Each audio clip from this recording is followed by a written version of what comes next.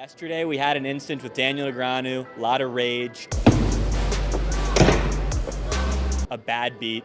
So we're gonna take it to the streets and we're gonna ask the people what their worst beat is. What's the worst bad beat you've ever had? The big pot limit Omaha game, the biggest pot I've ever lost, and I got two outed for a big amount, cash game.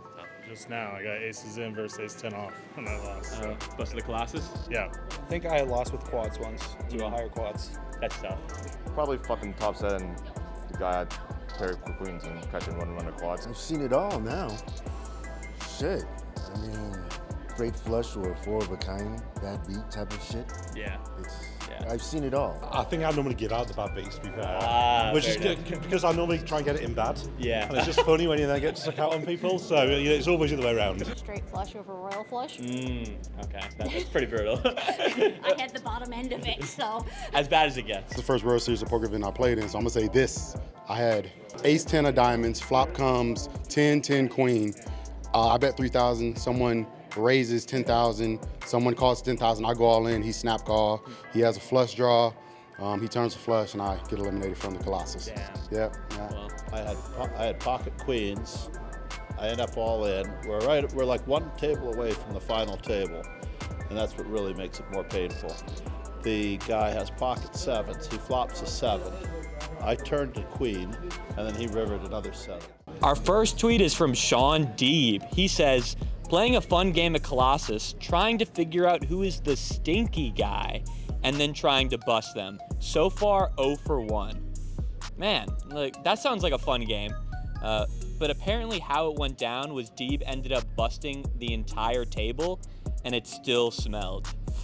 Ouch. That's pretty embarrassing. All right, Andrew, we heard an interesting story that happened with you at dinner break. Can you talk about it? Yeah, so I went on dinner break today. There's a big lineup. Obviously, the Colossus is on, so there's a lot of people around. I went to the Subway over in the food court. I was on break. I had an hour break. Took me about 35, 40 minutes to get my sub. There was one kid working. Felt really bad for him. I finally got my sub. The lineup was still really long. I went to the end of it, and I joked to a guy saying, I bet you I could sell this if you wanted to buy it. And he took a $100 bill out of his pocket, said, I'll give you $100 for your sub right now. I paid $10 for the meal, and I actually turned it down. What? I was that hungry, I know. I don't even know why, I didn't even really think about it, I just kind of left. And then after thinking like, how stupid was that? I could have just made $90 and went to the cafeteria and ate.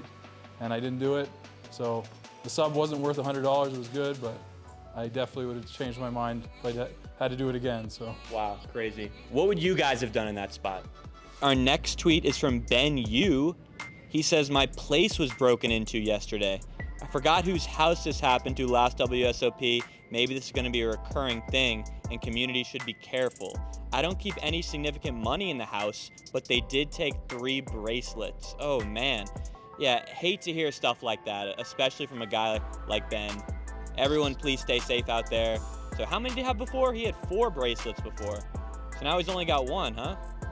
Wow, so Ben Yu has the same amount of bracelets as PokerNews' very own Chad Holloway. Wow, congrats Chad, that's awesome. Jesse from PokerNews here. We've got a new segment. You know Laden Thinks, right? Where you have a brain who makes guesses. We got a new segment called Kessler Thinks. Alan Kessler Thinks. We have gone to Kessler, figured out what he thinks about some things, got some answers. And we're gonna go out to some poker pros here at the Golden Nugget and find out what they think Kessler thinks.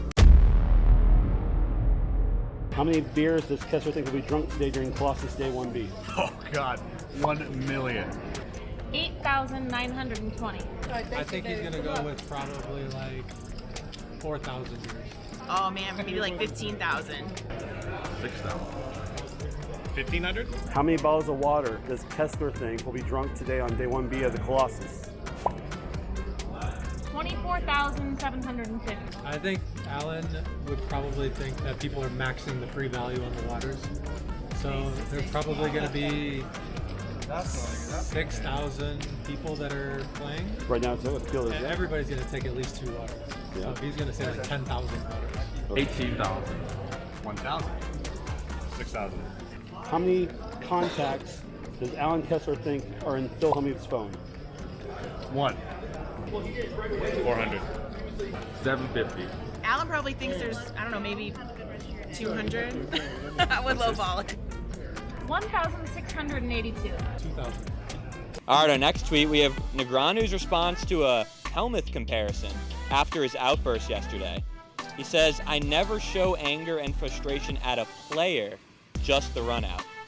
Yeah, I mean, that's true. Look, David Peters, he shoved with Queen 10 yesterday. Negreanu called. You know, Negreanu never said to Peters, you know, idiot players calling a raise with a Queen and a 10. You can't even spell poker, won't last another hour. He didn't say that. All right, and we have Phil Hellmuth. You see on Twitter, he advertises for the brand Brain Fuel. Here's a video that he posts on one of his many from Twitter of him enjoying it. Another day 3.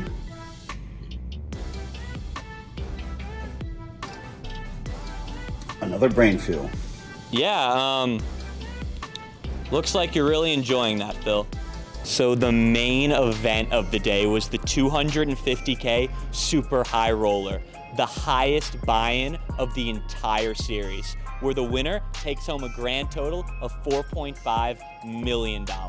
This final table was loaded with storylines. Adrian Mateos, who won the event last year, he was in the final table run. Dan Zach, looking for his 3rd bracelet of this series, he was in the mix, and Phil Ivey was fighting for that elusive 11th bracelet.